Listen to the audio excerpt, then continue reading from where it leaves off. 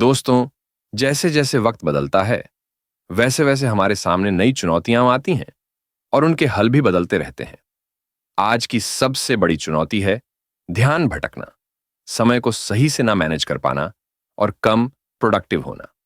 इसी को समझने और सुलझाने के लिए हम आज बात करेंगे एक नए आइडिया पर, जिसे कहा गया है माइंड मैनेजमेंट, ना कि टाइम मैनेजमेंट। यह कॉन्सेप्ट हमें बताता है कि असली फर्क तब आता है जब हम अपने दिमाग को सही से समझते और कंट्रोल करते हैं। यह विचार डेविड कड़वी की book mind management not time management से लिया गया है। डेविड एक लेखक और पॉडकास्टर हैं जो लोगों को क्रिएटिव कामों में ज्यादा असरदार और प्रोडक्टिव बनने में मदद करते हैं। अब तक हम यही सुनते आए हैं कि टाइम मैनेजमेंट सबसे जरूरी है, लेकिन डेविड कहते हैं कि असल में काम पूरा होने का राज समय नहीं बल्कि माइंड को मैनेज करने में है। आज की दुनिया में लोग हर पल कुछ ना कुछ कर रहे हैं, काम, मीटिंग्स, ईमेल और ऊपर से मल्टीटास्किंग भी। लंच करते वक्त ईमेल का जवाब देना अब आम बात हो गई है। हम इस भाग दौड़ वाले हसल कल्चर में इतना उलझ गए हैं कि थकावट, गुस्सा और चिंता एक नॉर्मल सी फीलिंग बन गई है। यह बुक समरी हमें कुछ आसान लेकिन असरदार तरीके सिखाएगी, जिससे हम अपने दिमाग को बेहतर ढंग से मैनेज कर सकें, ताकि हम वाकई में क्रिएटिव और प्रोडक्टिव बन सकें। यह समरी आपको यह समझाने वाली है कि अब सिर्फ टाइम मैनेजमेंट से कुछ खास हासिल नहीं होता। असली फर्क तब पड़ता है जब हम अपने माइंड को सही से मैनेज करते हैं। जब हम अपनी सोच, एनर्जी और फोकस को सही दिशा में लगाते हैं, तभी हम अपने गोल्स को आसानी से पा सकते हैं। डेविड कड़वी की किताब mind management not time management इसी बात पर जोर देती है कि सफलता पाने के लिए जल्दबाजी या ज्यादा काम करना जरूरी नहीं है, बल्कि माइंड को सही तरीके से चलाना ज्यादा असरदार होता है। बुक के पहले चैप्टर में डेविड अपनी खुद की कहानी बताते हैं। वो खुद को पहले कभी राइटर नहीं मानते थे, लेकिन जब उन्हें एक बुक डील मिली तो उन्होंने अपना पूरा ध्यान उस पर लगाने का फैसला किया। उन्होंने अपने सारे प्लान्स कैंसिल कर दिए, दोस्तों से मिलना, बाहर जाना, डेट्स पर जाना तक छोड़ दिया।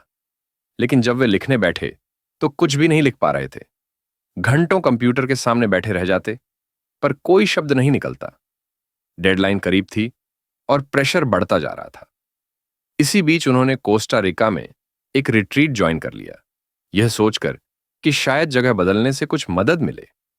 हालांकि बाद में उन्हें इस फैसले का थोड़ा पछतावा भी हुआ, लेकिन उन्होंने उम्मीद नहीं छोड़ी कि माइंडसेट बदलने से चीजें बेहतर हो सकती हैं। होने लगा और वह अपने घर से बाहर निकल गए। वह अपनी फ्रस्ट्रेशन को दूर करना चाहते थे। तब उनकी मुलाकात डीगो से हुई। वह रोड के दूसरी तरफ थे। जब उन्होंने डेविड को इस तरह बुलाया जैसे मानो वह दोनों दोस्त थे, डीगो ने हाथ से इशारा करते हुए डेविड को बुलाया और उनसे स्पेनिश में बात करने लगे। डेविड एक बेवकूफ की तरह नहीं दिखना चाहते थे, इसीलिए उन्होंने डीगो की बात का जवाब दिया।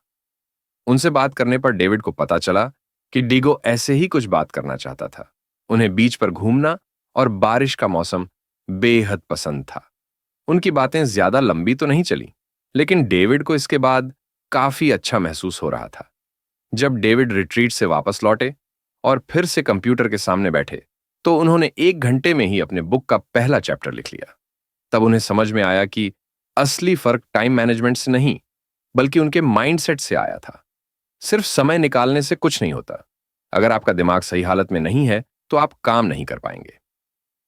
डेविड इसे ही माइंड मैनेजमेंट कहते हैं, यानी अपने दिमाग की एनर्जी और क्रिएटिविटी को सही समय पर सही काम में लगाना।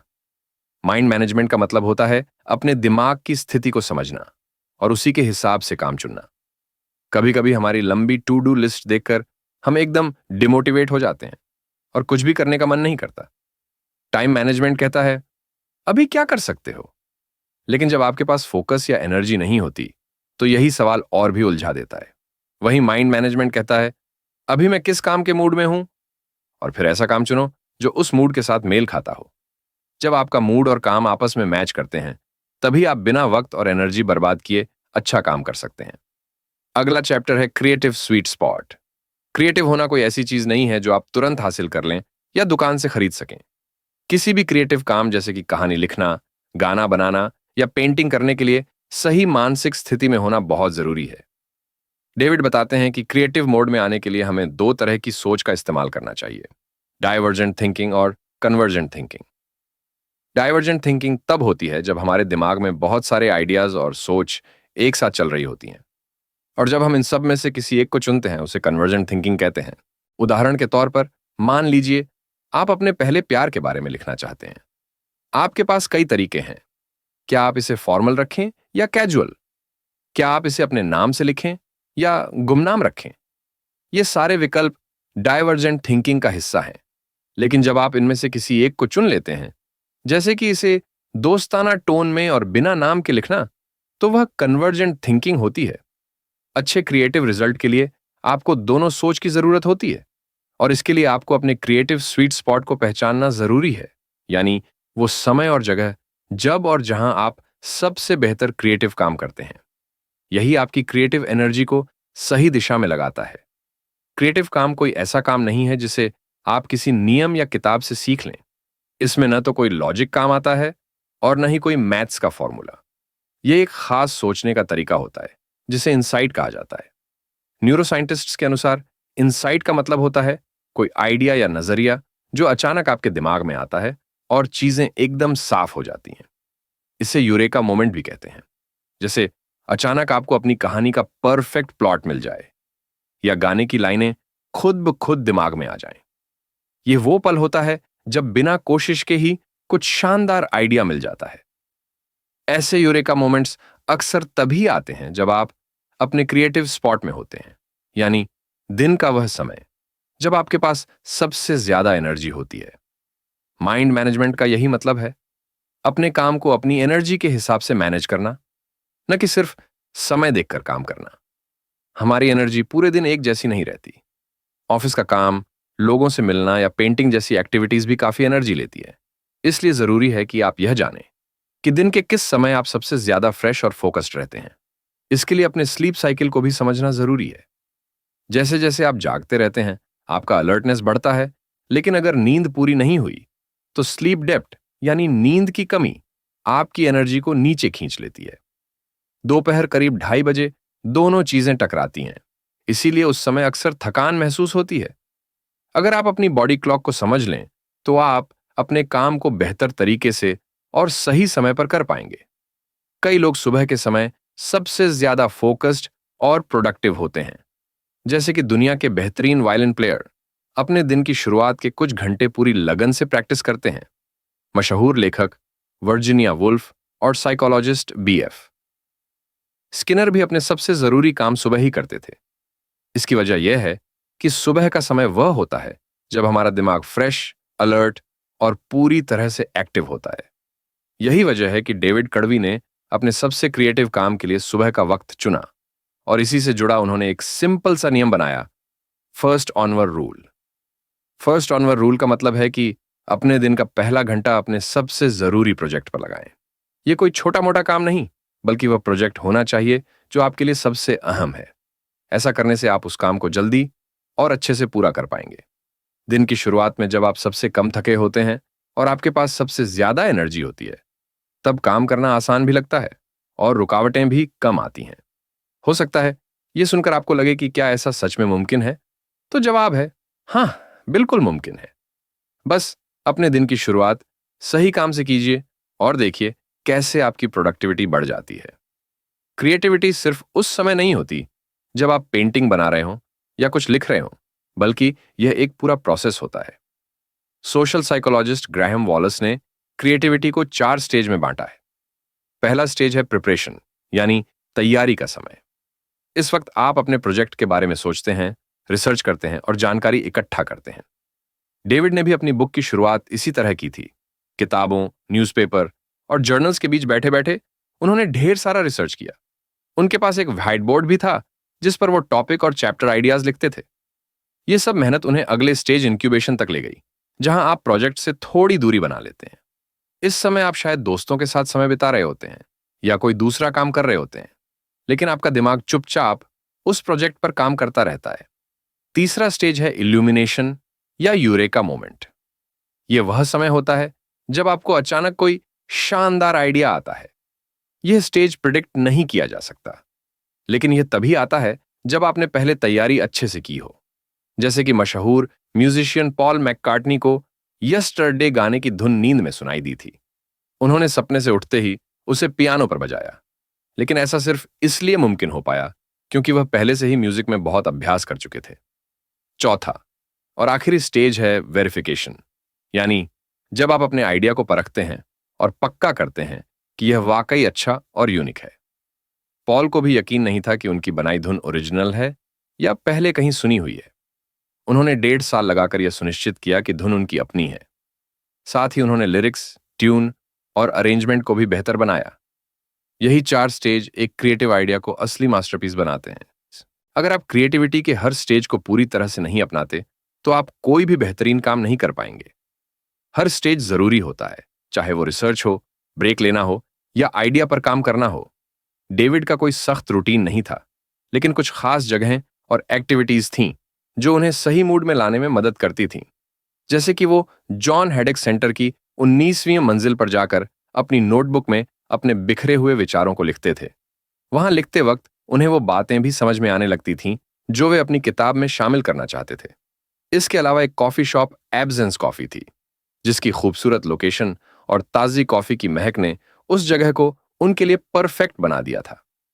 डेविड की तरह आप भी अपने मूड यानी मेंटल स्टेट के हिसाब से अलग अलग तरह का काम कर सकते हैं। क्रिएटिव वर्क करते समय आपका मूड इन 7 मेंटल स्टेट्स में से किसी एक में होता है। पहला है प्रायोरिटाइज मेंटल स्टेट, जहां आप तय करते हैं कि सबसे जरूरी काम क्या है और उसे कैसे करना है। डेविड भी जॉन हेडेक सेंटर में यही करते थे, सोचते थे कि उन्हें आगे क्या लिखना है। दूसरा है एक्सप्लोर मेंटल स्टेट, जिसमें आप बिना किसी दबाव के अपनी जिज्ञासा को खुला छोड़ देते हैं। इसमें रिसर्च करने का कोई तय तरीका नहीं होता। जैसे अगर आप पेंटिंग करना चाहते हैं और रिसर्च करते करते आप पेंटिंग की हिस्ट्री पर एक पूरी डॉक्यूमेंट्री देख डालते हैं, यह स्टेट आपको नई और अनोखी चीजें खोजने में मदद करता है और आप बिना गिल्टी महसूस किए अपनी क्यूरियोसिटी को एक्सप्लोर कर सकते हैं। तीसरा मेंटल स्टेट है रिसर्च मोड, जिसमें आप खास सवालों के जवाब ढूंढते हैं। डेविड ज्यादातर इसी स्टेट में रहते थे, जैसे यह रिसर्च करना कि अगला चैप्टर कैसे लिखा जाए या जो बातें वो अपनी किताब में लिखने जा रहे हैं वो सही हैं या नहीं। इसके बाद आता है जनरल मेंटल स्टेट, जहां असली क्रिएटिव काम होता है। यहां आप पहले के मेंटल स्टेट्स से जो भी आइडिया इकट्ठा करते हैं उन्हें एक साथ जोड़कर कुछ बनाते हैं, जैसे कि पहला ड्राफ्ट लिखना। फिर आता है पॉलिश स्टेट, जिसमें आप अपने काम को एडिट करते हैं, सुधारते हैं, जैसे राइटिंग में सेंटेंस को बेहतर बनाना या पेंटिंग में उन हिस्सों को ठीक करना जो अधूरे रह गए हों। छठा स्टेट है एडमिनिस्ट्रेटिव, जिसमें आप अपने रोजमर्रा के जरूरी काम करते हैं, जैसे बिल भरना या फैमिली को समय देना। और आखिर में आता है रिचार्ज स्टेट, जिसमें आप खुद को रिफ्रेश करते हैं, जैसे छुट्टी लेना, मसाज करवाना या फनी वीडियो देखकर माइंड को रिलैक्स करना।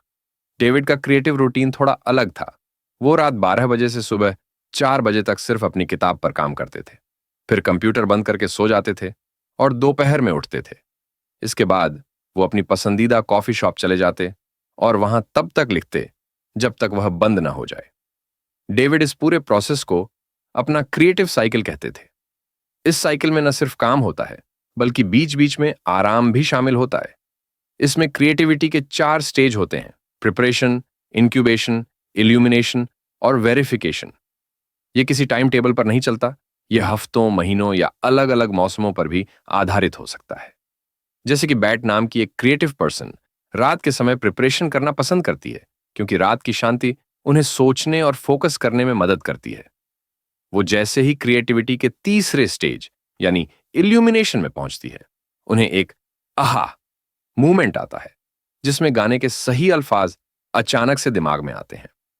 वो तुरंत उन्हें पास पड़े टिश्यू पेपर पर लिख लेती हैं और फिर पूरा दिन उन अल्फाज को बेहतर बनाने और सही इंस्ट्रूमेंट्स चुनने में लगा देती है। अपने दिमाग को सही दिशा देने के लिए हर किसी के पास अलग अलग ऑप्शन होते हैं। जरूरी यह है कि आप वो तरीका ढूंढें जो आपको सबसे ज्यादा सूट करे। अगला चैप्टर है क्रिएटिव सिस्टम्स। एक बार डेविड को अपने पॉडकास्ट के लिए डॉक्टर रॉक से इंटरव्यू करना था, जो उनके लिए बहुत बड़ी इंस्पिरेशन थे। लेकिन उस दिन सब कुछ उल्टा हो रहा था। उनका अपार्टमेंट शोर से भरा था, क्योंकि वहां कंस्ट्रक्शन चल रहा था। पनामा सिटी में वो नए थे, इसलिए उन्हें नहीं पता था कि इंटरव्यू रिकॉर्ड करने के लिए कौन सी दूसरी जगह ठीक होगी।